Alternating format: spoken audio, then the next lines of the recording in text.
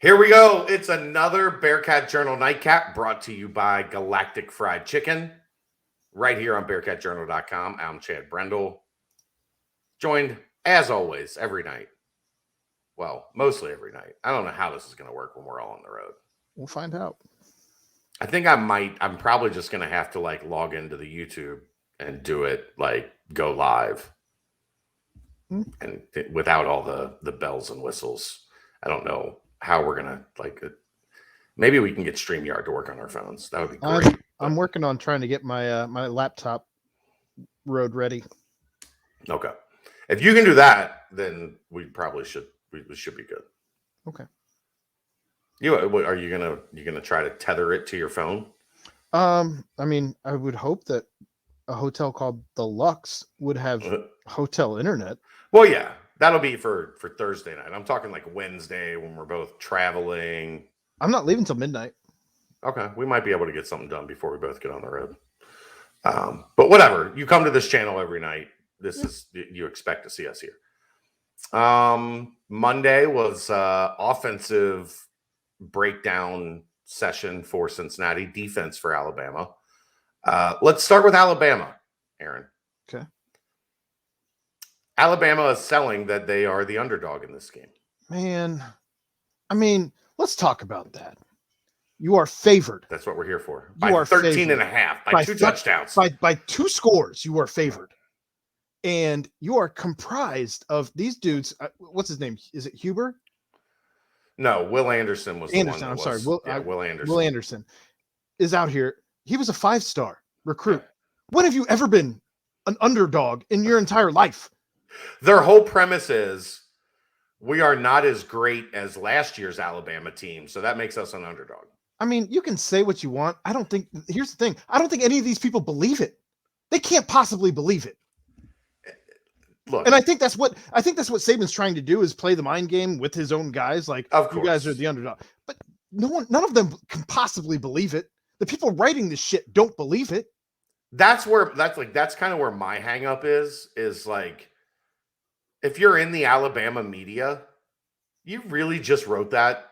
You really just wrote that Alabama is the underdog to Cincinnati. This is David versus Goliath.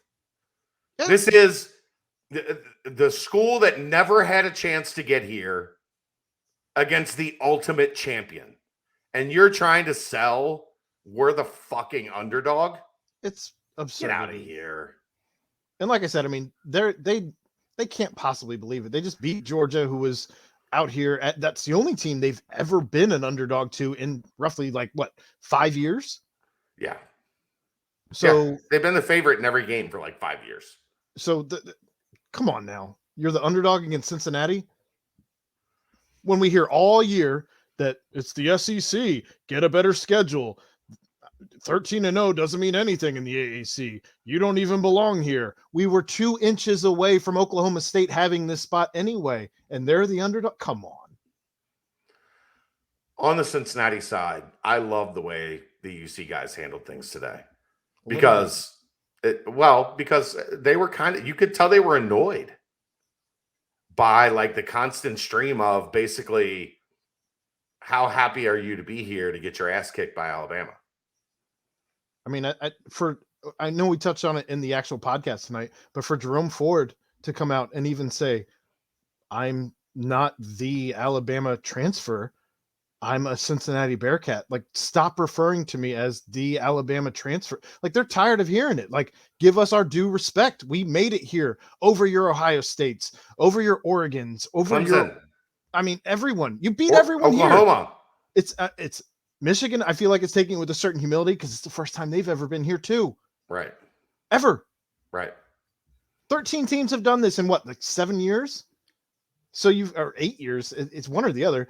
And there's 4. So you have 32 opportunities and only 13 teams have made it? That's upper echelon air. I just loved, they're not having it. We belong here. We earned our place. We did everything asked of us. We won every game. We won our championship. We won at Notre Dame. We're here. There's a difference between confident and cocky. And I think this team has every right. They've earned the right to be confident. Yeah, I don't for think sure. I don't think they're walking into this game cocky. I think they're humble, and I think they understand that they have the tools to win this game. Yeah. But I don't think that they're walking in expecting to win this game. They're No, they're going in expecting a dogfight. play your ass off. They're expecting to play the elite college football dynasty of the past 15 years. Best of the best. The best of the best. To be the man, you got to beat the man. And they know that. Woo! And they're okay with it. Let's go. Let's line them up. Let's see what we got. If it's not good enough, it's not good enough. But we think we're good enough. We think we've got every opportunity to make this a dogfight. And nobody from UC is saying we're going to beat Alabama. Nobody from UC is saying we've got the it factor. Nobody from UC is saying we're going to win this game. What UC is saying is we earned our spot.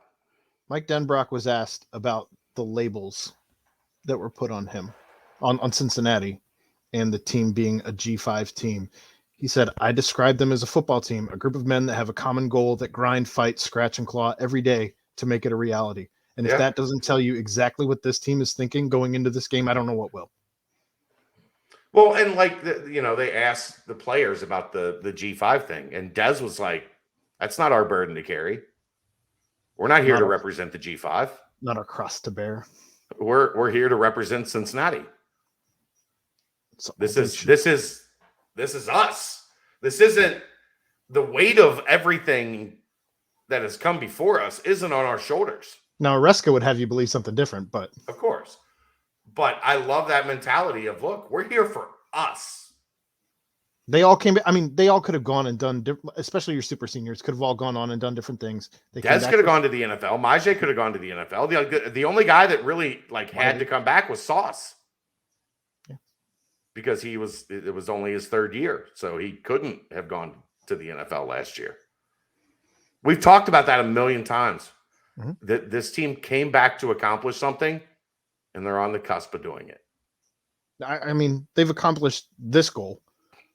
This was one of the goals. Let's call it what it is. Yeah. There are now other goals that come after having gotten this goal. Get to the championship. Yep. And then win the championship. One step at a time. The journey in Dallas continues, my friend. Today was expected because those questions were going to happen. Yeah. And they're going to happen tomorrow. And the day after that. Because the Alabama media and the national media is going to continue showing up in these Zoom calls. And they're going to continue asking Cincinnati, are you a good boy? Are you a good boy? I'm just curious how many different ways these writers from Tuscaloosa or Greater Alabama, whatever you call these writers, I just am curious to see how many different ways they can try and paint Alabama as an underdog this week. Because that happened. So that hadn't happened yet when Cincinnati had their press conference. Cincinnati's practice was first today. So their press conference was first. And that'll be the same again tomorrow.